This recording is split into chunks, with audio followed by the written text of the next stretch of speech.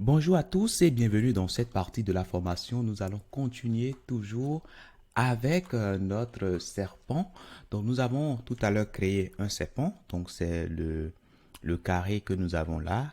Et nous avons également fait en sorte que la position soit aléatoire. Donc jusque là, c'est bon. Donc nous avons utilisé math.frank. Donc ça, si vous voulez, vous pouvez aller chercher sur Internet rapidement. OK? Bon, je vais coller là et puis MDN. Normalement, ça va retrouver ça. Bon, excusez-moi, je voulais mettre MDN. Bon, on patiente un tout petit peu. Allez, je reprends encore la recherche. Je mettrai plutôt MDN. OK, normalement, ça va me retrouver ça. Donc, c'est une fonction, une méthode sur math. OK, ça nous retourne la troncature, voilà, l'entier. OK, donc du coup, la partie entière, pardon, du nombre. Donc, ce qui veut dire que là, si nous avons par exemple un nombre à virgule, ben, ça va nous extraire tout simplement la partie entière. Maintenant, ici, nous allons indiquer tout simplement le, le maxi. OK, donc ça va nous générer un nombre aléatoire allant de 0 jusqu'au maxi que nous allons spécifier ici. Alors, donc, nous allons alors revenir ici pour voir la position maximale, OK, qu'on peut avoir. Donc, je vous ai dit que ici, on a 0 là, OK. Donc, je suppose, OK, allez, je suppose que on part de 0, OK. Donc là, je mets 0 là.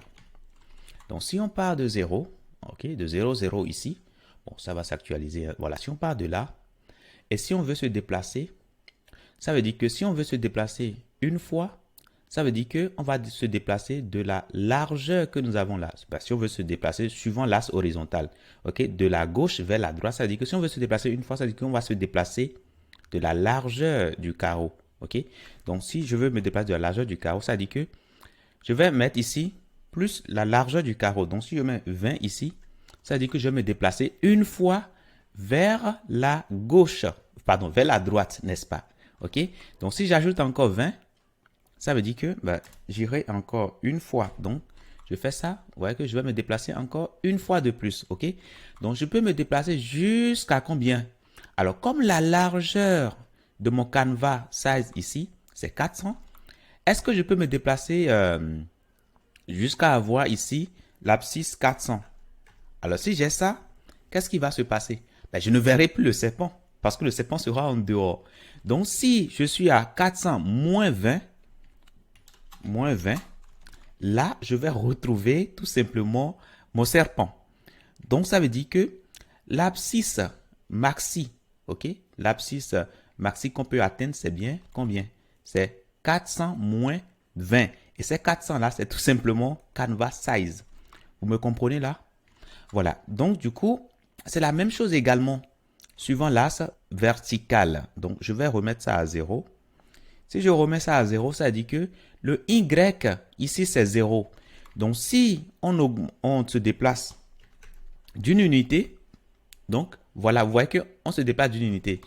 On peut se déplacer de 2 unités. Donc, on multiplie alors ça par 2. Et là, vous voyez qu'on se déplace de 2 unités. Alors, si on veut atteindre le maxi, si je mets 400 ici, raisonnablement, je ne verrai plus le serpent parce que le serpent va en dehors du canevas. Donc, du coup, si je mets 400 moins 20, ça veut dire que je vais atteindre ici, voilà, l'extrémité. OK? Donc, voilà. Donc, ce qui veut dire alors que si je veux générer ici les nombres ici aléatoirement, je peux partir de combien à combien? Je peux partir de 0 jusqu'à combien? Jusqu'à 400 moins 20, n'est-ce pas? OK. Donc, c'est ce que nous allons commencer par faire ici. Donc, je reviens alors ici et je vais enlever ça et nous allons générer maintenant le nombre aléatoire pour couvrir tout le canevas. Alors, comment est-ce que nous allons faire? Alors, ici, nous allons simplement mettre le nombre de fois, OK? Le nombre de fois qu'on peut se déplacer, tout simplement. Donc, comment est-ce que je peux obtenir ce nombre de fois qu'on peut se déplacer? J'ai simplement à prendre la largeur totale. Donc, je prends les 400 qui est canvas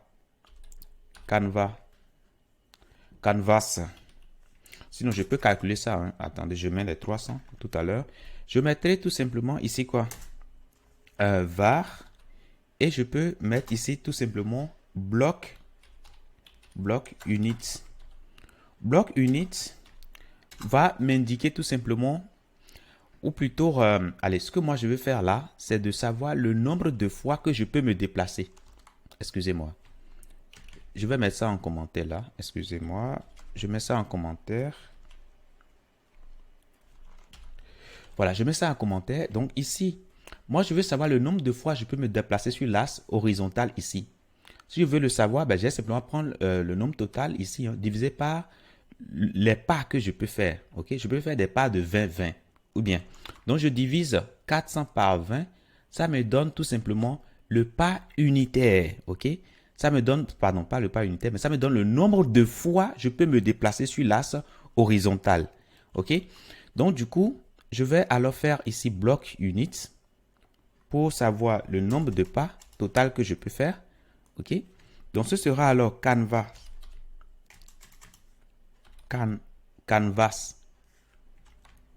size qui est la largeur totale et je peux diviser ça tout simplement par snake size. Et là, j'ai tout simplement le nombre de fois je peux me déplacer. Ok, donc ce nombre de fois que je peux me déplacer là, je peux chercher un nombre aléatoire entre 0 et ce nombre total de fois que je peux me déplacer. Donc, ça va me donner des valeurs 1, 2, 3, 4 jusqu'au nombre total hein, de fois que je peux me déplacer. Et là, je vais multiplier ça par combien? Je vais multiplier ça par la taille du serpent.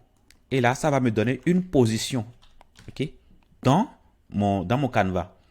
Donc ça, je vais le répéter également ici. Comme j'ai les mêmes dimensions en hauteur et en largeur, ben là, j'aurai tout simplement une position correcte. Ok?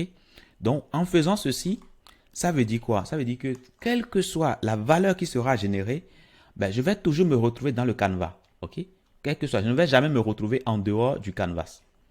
Donc, j'actualise autant de fois que je veux. Vous allez voir que je vais toujours me retrouver à l'intérieur du canevas. Donc ça, c'est juste un peu de mathématiques. Hein, ok? Voilà. Donc, une fois que cela est fait maintenant, nous allons penser maintenant à comment faire pour déplacer le serpent. Parce que pour l'instant, nous avons juste le serpent qui est juste créé à une position donnée.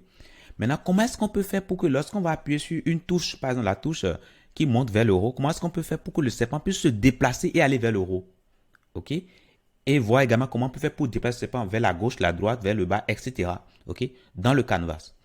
Donc, je vous dis merci d'avoir suivi cette partie et à tout de suite dans la prochaine.